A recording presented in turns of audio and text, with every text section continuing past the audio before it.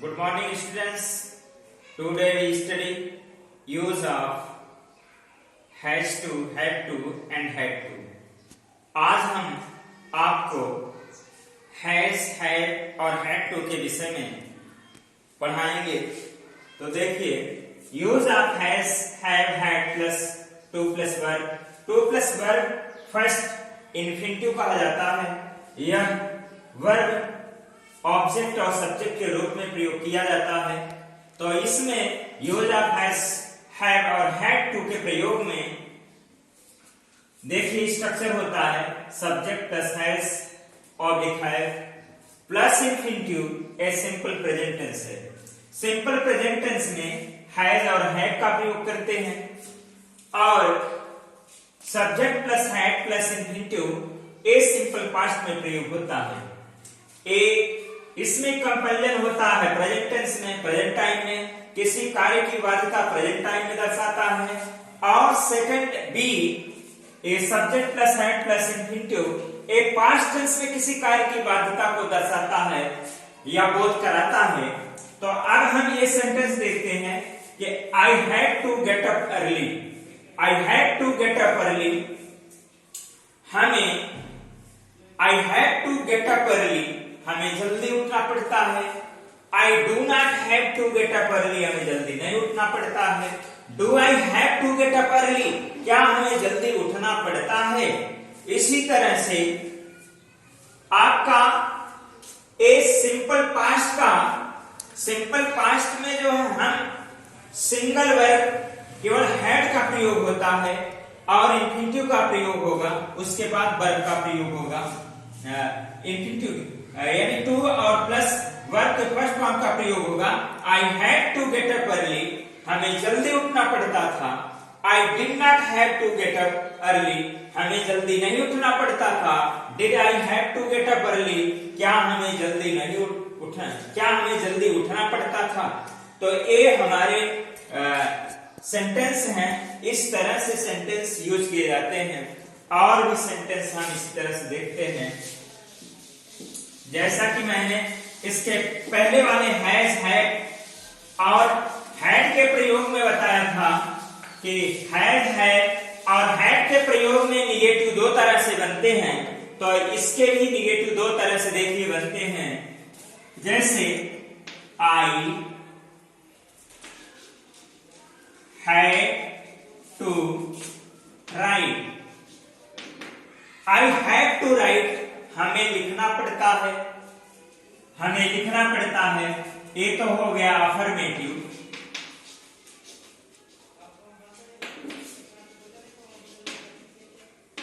एक अफर्मेटिव है I have to write. इसके नेगेटिव देखिए कैसे बनते हैं, दो तरह से होते हैं। I have not to write. I have to write, मुझे लिखना पड़ता है। I have not to write, मुझे नहीं लिखना पड़ता है। आज इसका इंटरोगेटिव कैसे बनाते हैं। Have I not to write, have I not to write question mark. अब इसी का नेगेटिव दो तरह से बनाते हैं। इसको ये तो कंपैरिजन है ही, बाध्यता है भी, लेकिन इसको फोर्सफुल बनाने के लिए, एम्फैटिक बनाने के लिए हम इसमें डू नॉट और डज नॉट हैव का भी प्रयोग करते हैं नेगेटिव बनाने के लिए। जैसे ये है I have not to write, इसका हम दूसरी तरह से भी बना सकते हैं negative. I do not have, I do not have to write, I do not have to write. जो सेंस इसका है इसी तरह से इसका है, लेकिन यह सेंटेंस एम्फैटिक है और यह सिंपल निगेटिव है और ये एम्फैटिक है। ये ज्यादा प्रभावशाली सेंटेंस होता है। जब प्रभावशाली से प्रभावशाली ढंग से अपनी बात कहना हो तो हम निगेटिव में इस तरह से सेंटेंस बनाते हैं। I have not to write, मुझे नहीं लिखना पड़ता है। I do not have to write, I do not have to write. इस तरह से जब कहेंगे तो ज्यादा प्रभावशाली सेंटेंस होता है। अब इसी तरह से दूसरा सेंटेंस देखते हैं। He has to play. एक तो इसका निगेटिव होगा, he has not to play, he has not to play, he has not to play। अब इसका हम दूसरी तरह से निगेटिव बनाते हैं, he does not have to play। इसमें निगेटिव बनाते समय जब अगर सेंटेंस में हैज है तो जिसमें हैज रहेगा उसमें हम डज का प्रयोग करते हैं, और जिस सेंटेंस में हैव का प्रयोग होगा उसमें हम डू का प्रयोग करते हैं, डू नॉट हैव। हैज वाले सेंटेंस में डज नॉट हैव का प्रयोग करते हैं, और हैव वाले सेंटेंस में डू नॉट हैव का प्रयोग करते हैं।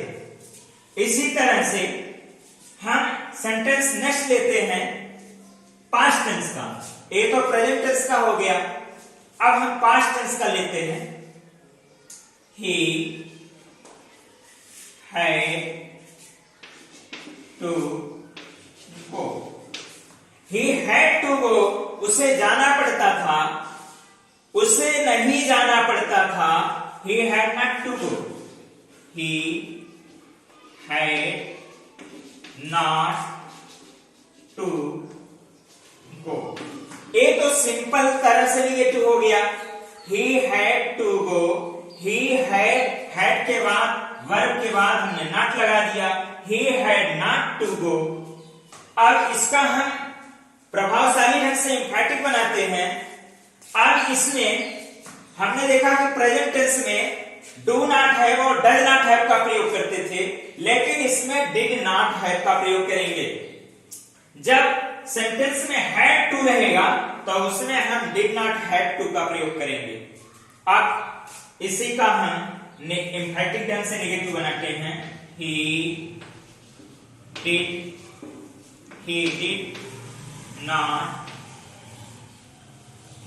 Not have to go, he did not have to go।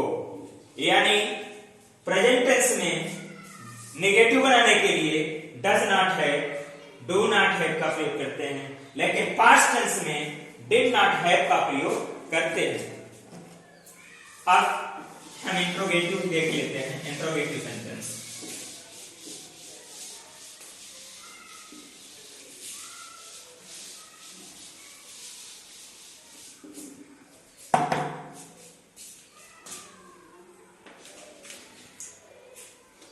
Has he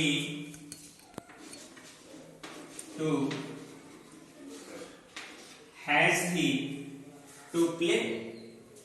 क्या उसे खेलना पड़ता है?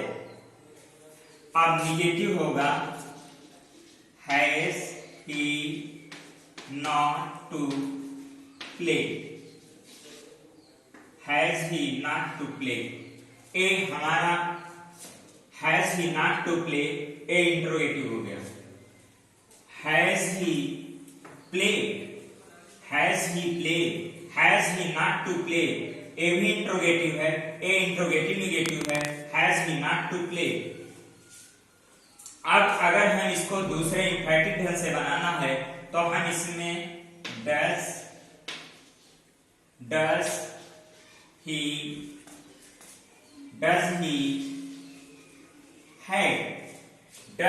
had to play, does he have to play? क्या उसे खेलना पड़ता है? तो इसके कहने का ढंग अलग होगा और इसके कहने का ढंग अलग होगा। इस तरह से हम निगेटिव बनाते हैं। अब हमारा स्ट्रक्चर जो बनता है इन सेंटेंसों को देखने के बाद ये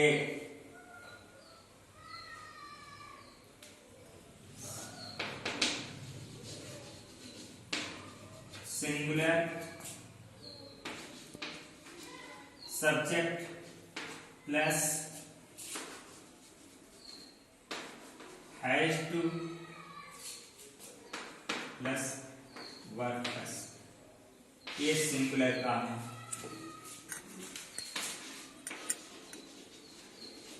प्लूरल सब्जेक्ट प्लस है plus had to plus verb plus,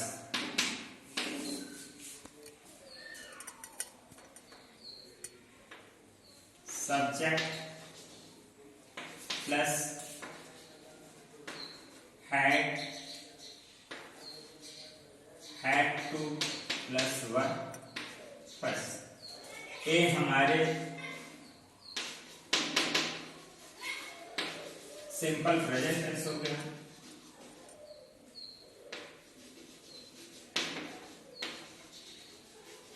simple present tense हो गया और ये हमारा पास्ट टेंस है।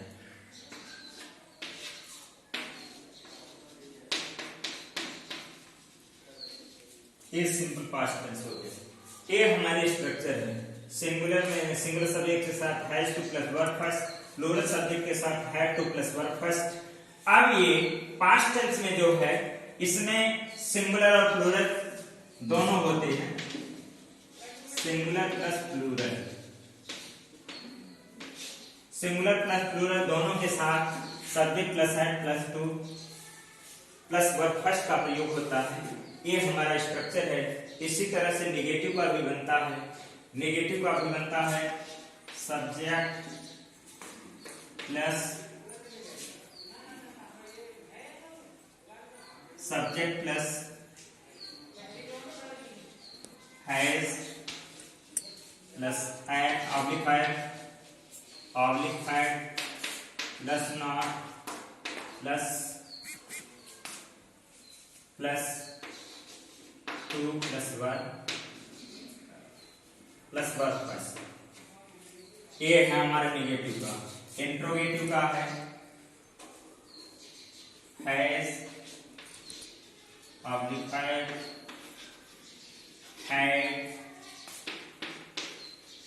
Plus subject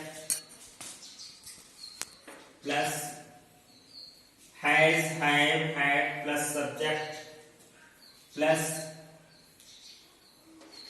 to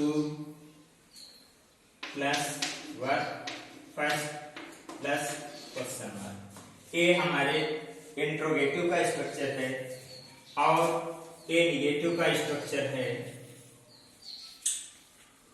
A subject plus has have had plus not plus verb first,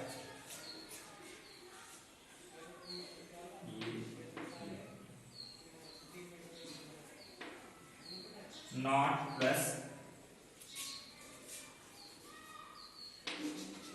to plus verb first plus question mark. ये हमारे इस तरह से हैज टू हैड टू का प्रयोग होता है और इसके बाद will have to shall have to का प्रयोग नेक्स्ट वीडियो में देखेंगे। Thank you.